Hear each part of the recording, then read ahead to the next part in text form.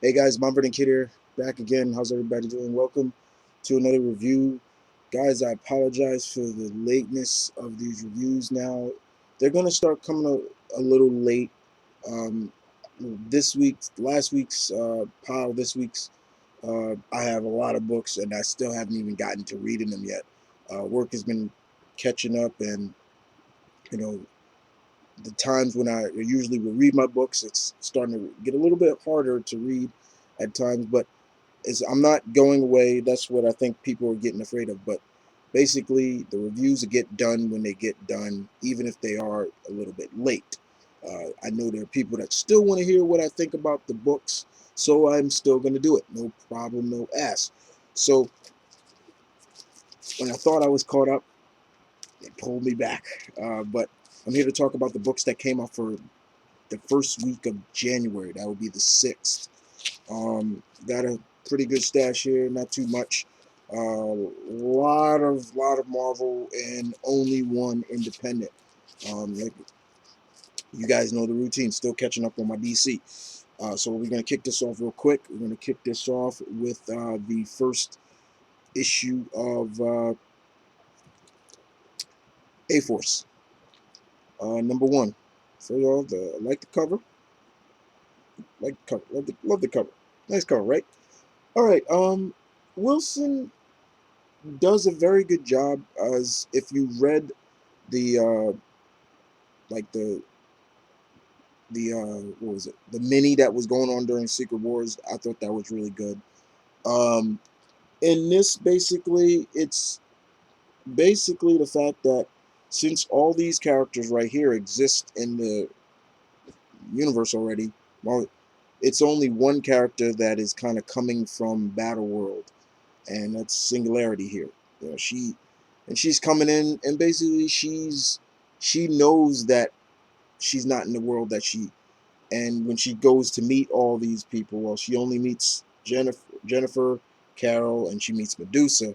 At the end, she realized they've forgotten about her. They don't know who she is, and they're just like, "Who are you?" And so it's kind of a. I've seen this kind of storytelling before. It's the new character that we saw in the previous universe coming into a new universe, trying to find its way. But not only is she trying to find a way, but she's brought something with her and is causing havoc. And it ends kind of on a bad note for her, but I'm hoping that it continues where it is. Um, but other than that, the first issue was a very decent introductory for Singularity into the 616 universe, basically. Yeah, let's move on to Amazing Spider-Man number 724, 20. Yeah, I go by the original numbering as well. First of all, like I said, once again, the just like my Burrow Blue Goblin said, me mentor, these Alex Ross covers are beautiful. This one takes place in China or Hong Kong, I think it's China, Hong Kong. With Parker Industries, and is bringing back probably my favorite villain of the brand new day rogues villains, Mr. Negative. The biggest thing about this is seeing two characters that I've loved for a long time join kind of the dark side, Cloak and Dagger. Now, one thing I will applaud Dan Slott for is that he's kept their powers switched, because for all those people out there that are looking at this like, when did this happen? Go back to Spider Island. Cloak and Dagger had a mini series, and they fought Mr. Negative. And in an explosion or so with Mr. Negative, their powers got switched. Cloak, Tyrone, got the light powers, while Tandy got the dark powers. Um, but other than that, that was pretty much the gist. And of course, with Mr. Negative and how he becomes Mr. Negative, kind of like a Jekyll and Hyde kind of feel. But now also they slap like this kind of slapper, like this nicotine like patch it, like and it has like a yin and yang sign on it.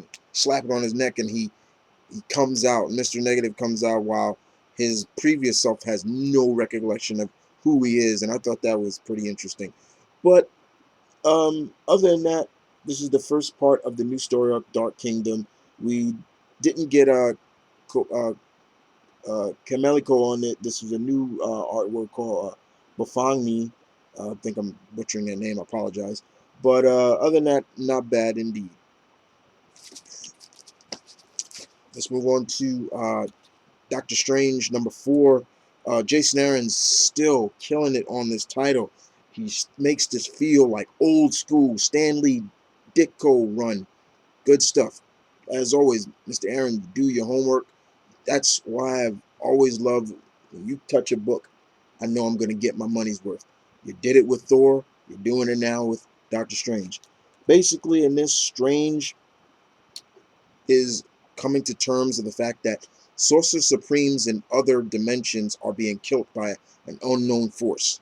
He's aware of it, and he's telling all the other people that who are connected in the supernatural, Scarlet Witch, Shaman, Brother Voodoo, Damien Hellstrom, even Ileana herself, and he's warning them, be on your guard, things like that. And we get a little bit of a flashback of when he was training with the Ancient One and everything like that was pretty cool. I like that. Uh, he's Strange really is pulling a lot now and is pushing him very much in this issue.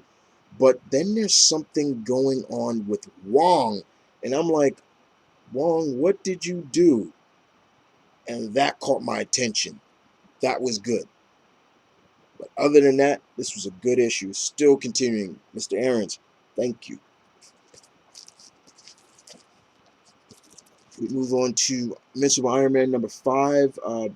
Bendis and Marquez artwork is great. This is the conclusion of the first story arc that dealt with Madame Mask, and she's trying to retrieve all these mystical artifacts. So, bottom line, Tony has come face to face with Whitney, who is like empowered with these magical abilities that she really has no real control over. Tony also has Victor Von Doom by his side, who is also endowed in the mystic arts and all that, alchemy and all that.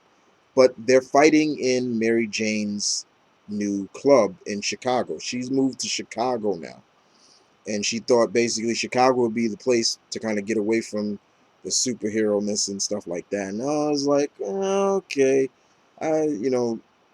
but Steve, even Tony realizes that he doesn't want to kill Whitney. He knows that, but he knows that he has to do something or she's gonna try to kill him. And plenty of time, she's nearly killed him.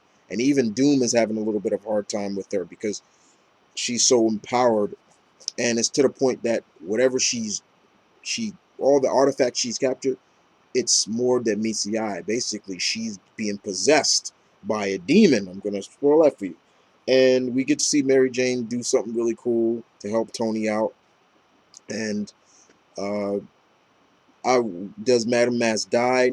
No, I'm not. No, I'm gonna spoil that for you. No, she doesn't die. And Doctor Strange comes and takes her and says, "I'll take care of her." Things like that. And he returns a favor and says, "Why?" Tony X says, "Why are you doing this?" And he's like, "I have to because from last issue, we're the face beard bros," and I thought that was pretty funny. And then Tony kind of offers Mary Jane a job after he kind of ruined her club and things like that. But other than that, it was a pretty standard issue. Not bad at all. It makes you wonder where MJ is gonna go now. I think Tony wants her to be his day planner or something like that. Something that can take care of his day-to-day needs sometimes because he forgets, like his charity work and everything like that. Not necessarily a secretary, but just somebody who can help him out a lot. But not bad indeed. Moving on to Spider-Man 2099. God damn it! Mr. David. How many times have I told you in my reviews I love you? I love you, sir. Love you very much. I'm glad to see that you're still around. Still doing your thing, sir. This was great. Miguel is still coming to grips with this new Captain America who's female, and she's buff. And at one point, she even says Miguel tried to hit on her back in the year in their own year.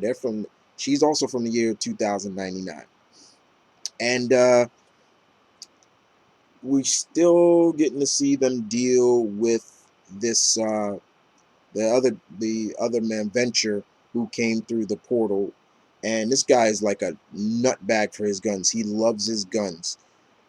The one thing I'll say about this, which I love, is the Cap in this. She is on point with everything she does. Like, she is almost like one step ahead of Miguel at terms of, like, she knows what she needs to do, get the job done. I like it. I like the fact that her shield is kind of like more in kind of a old, like, it's more representative of the energy shield that Steve once had back in the day, and she has like glider falcon-like wings and stuff like that. And I love when Miguel's like, "Does everybody have a glider?" I thought that was pretty funny. Um, but I like this. I like her. She's really cool. The Cap of 2099. And I love when she's calling the cops to come get the officers that are down, and they're like, "Who is this? Captain America? But you're a woman." Yeah, I get that a lot. I thought that was so funny. But this was good. And then that cliffhanger. Peter David, the master of cliffhangers. Sir, this was good. All right, let's move on. Yeah, I picked it up, guys. Spider-Man, Deadpool, #1.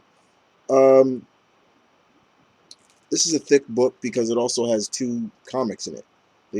It has Vision #1, which I've read before, and I'm okay. It was okay.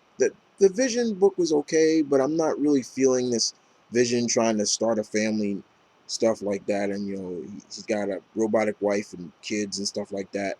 It's okay. I like my Vision the way he is, but in this, Joe Kelly probably is the best Deadpool writer that I I like. Like I said, I'm not the biggest Deadpool fan. I don't even have a lot of. I've read a lot of stories of Deadpool, read a lot of his own books, but I don't collect his stuff. But in this McGinnis artwork, I like McGinnis art, and it like McGinnis. McGinnis is always about everybody cocked up and diesel, but in this it was balanced. In this book alone, I've never seen Peter so pissed off, so angry, so much like hatred for somebody in all my years of reading Spider-Man. Never seen him this pissed off.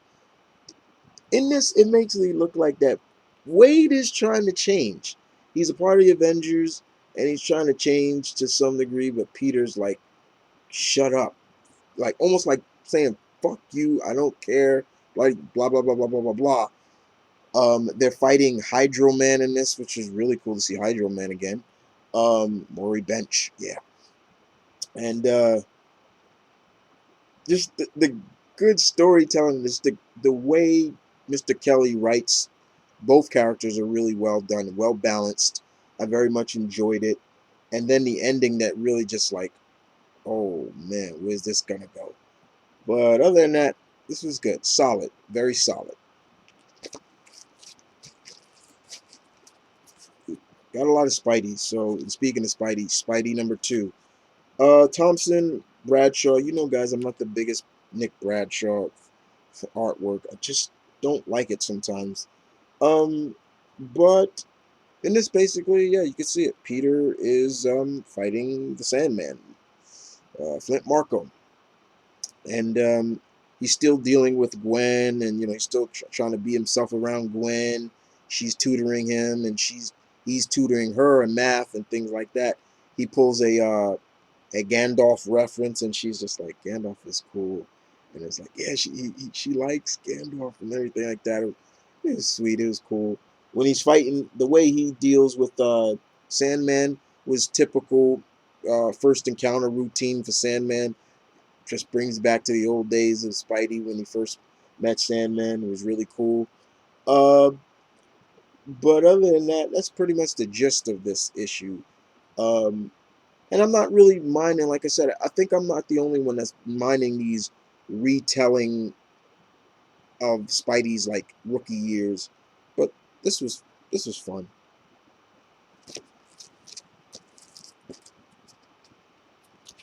Star Wars number 14, Aaron's and Mike Diodato, one of my favorite artists. One of my favorite artists, people. I love him. And this was good. This is part 5 of 6 of Vader Down.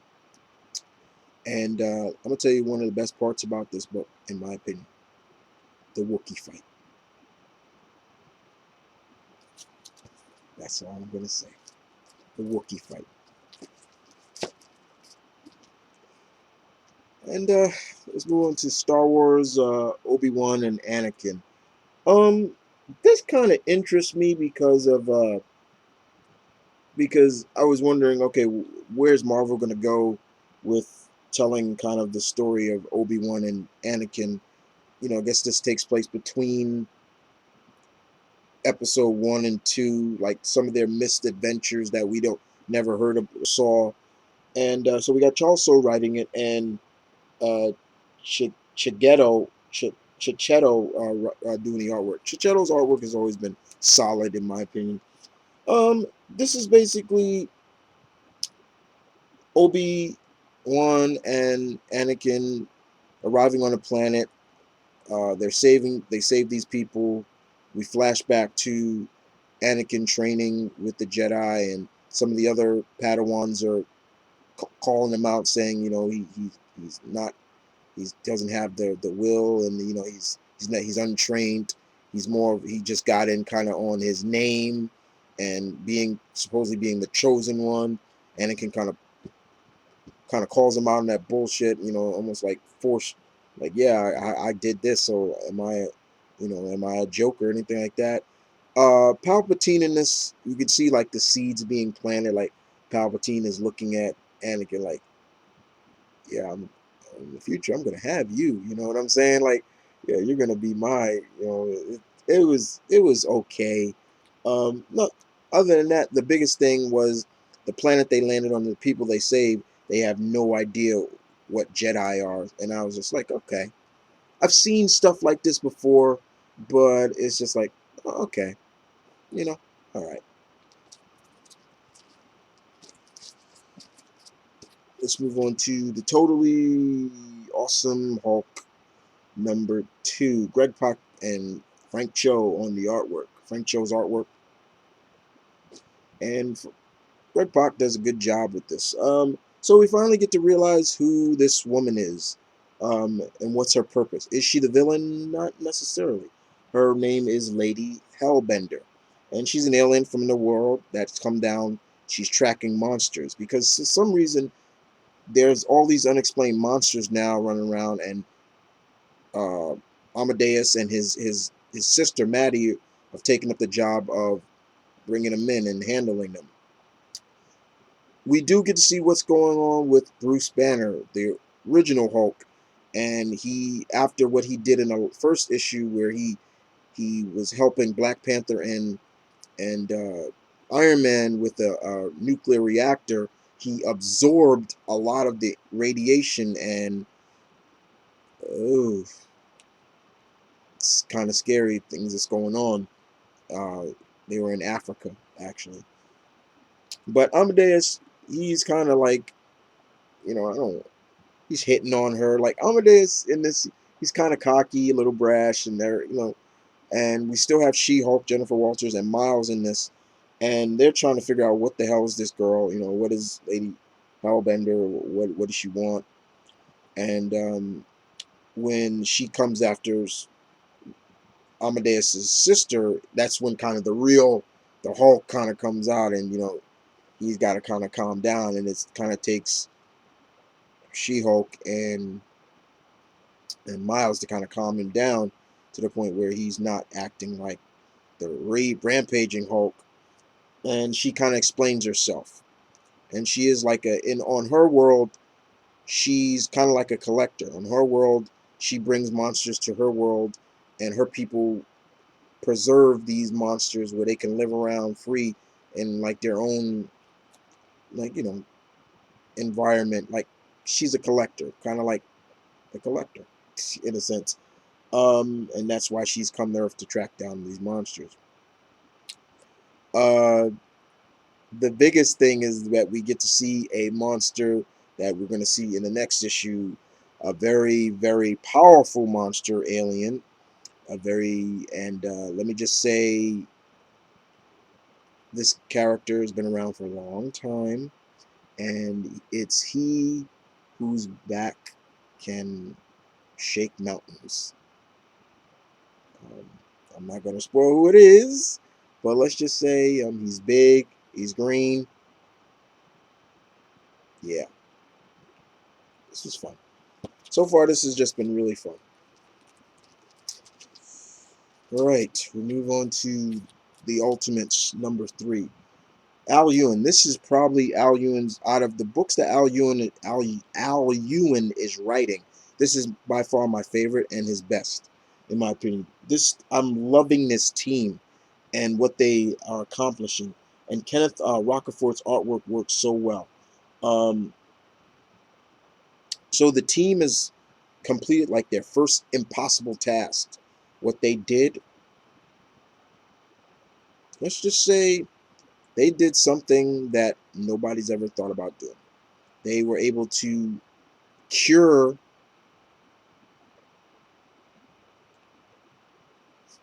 Galactus of his hunger and even kind of change him.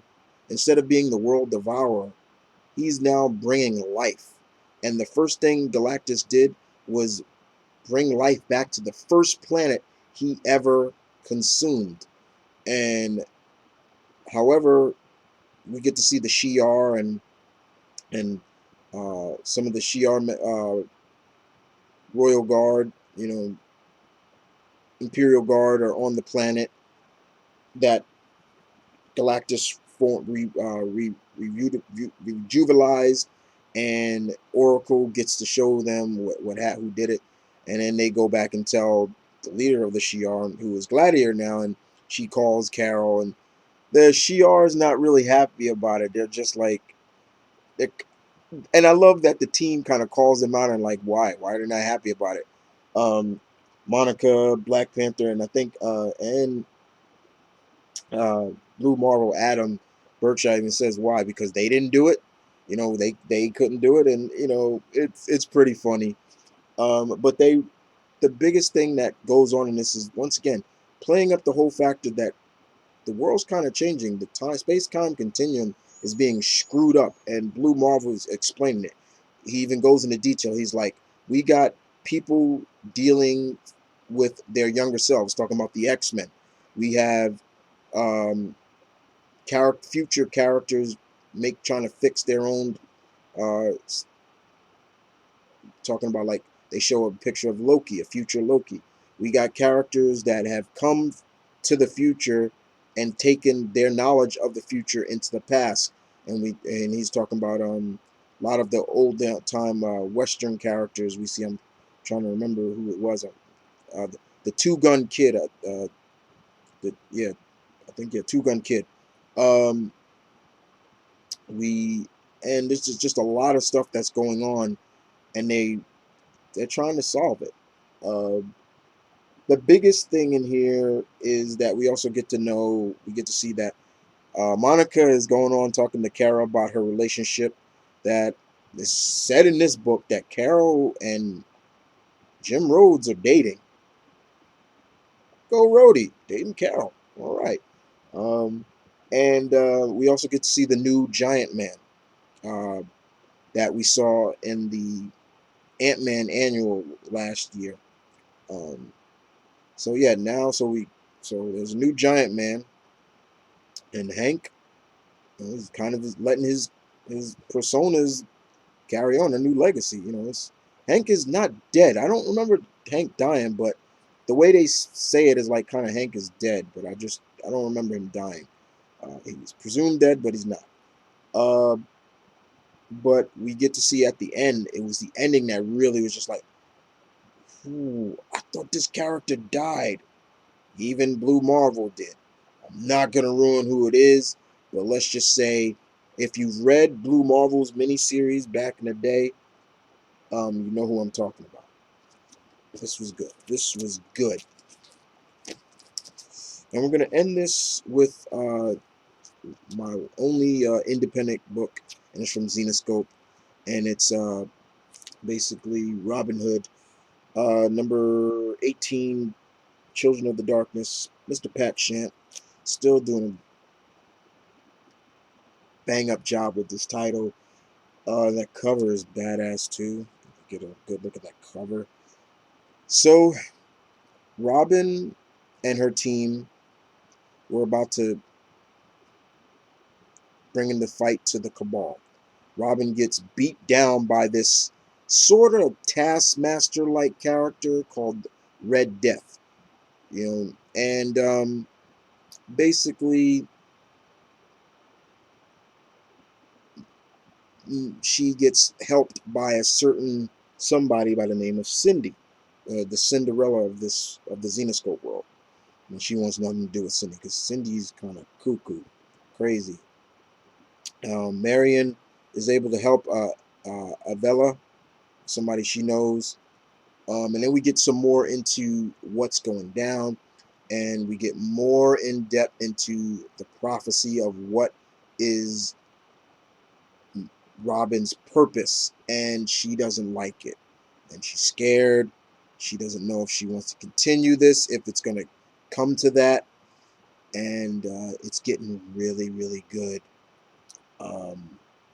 Very, very good. And I feel for Robyn. You really feel for her. It's like, she's already kind of wanted for murder, and that's from previous miniseries that came out. And now there's this big prophecy that is not like a prophecy of light, but a prophecy of darkness. And she doesn't like it, and she's scared. First time, you actually seeing Robyn kind of worried, and scared. But very good stuff indeed. Looking forward to the next issue of this. Robyn Hood number 18. Very good. Well, there you have it, guys. Another review down. Like I said, more to come in the future, guys. Please, like I said, when the reviews, when they get done, they get done. Like I said, right now, um, I got to read this massive pile of books for my for that came out for this week. And when I get that up, I'll get it up when I can. But like I said, guys, more to come. I'm not going away. Just give me. They're going to be a little late for a while until like my work schedule gets kind of hectic, so I can read these books on the time that I need to.